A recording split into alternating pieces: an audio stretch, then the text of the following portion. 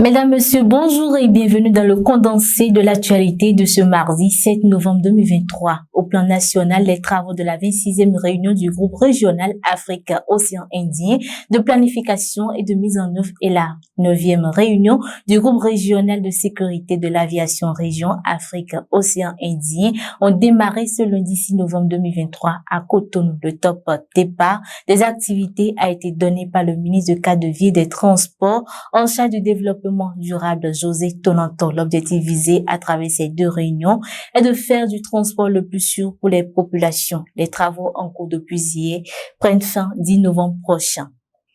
Toujours au Bénin, le préfet du département du Plateau, Valais Setonbo, a entamé hier sa tournée statutaire au titre de l'année 2023. Durant ce périple, l'autorité préfectorale va s'enquérir des réalités des communes, de toutes les communes de son département, apprécier le fonctionnement des organes communaux et infracommunaux et prodiguer des conseils aux principaux animateurs de ces organes. La première étape de cette tournée a été Pobet, où le préfet a pu constater la mise en œuvre de la réforme structurelle du secteur de la décentralisation.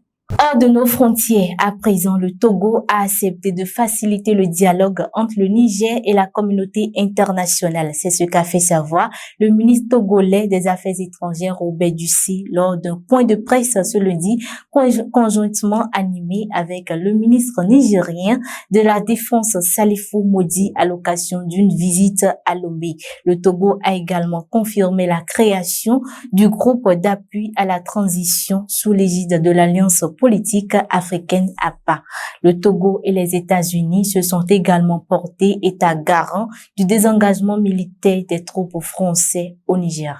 Faisons à présent un tour en Côte d'Ivoire pour finir. La 6e édition de la Journée nationale du Parlement de partenariat, État-secteur privé placé se tient depuis hier. L'événement est placé sous le thème la responsabilité sociétale des entreprises pour une Côte d'Ivoire solidaire. Quel partenariat État-secteur privé?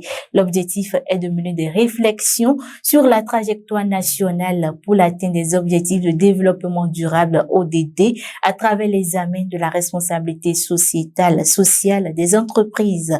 La cérémonie d'ouverture a été marquée par la remise du prix spécial du dialogue public-privé à 8 personnalités pour leur contribution à la redynamisation du dialogue État-secteur privé.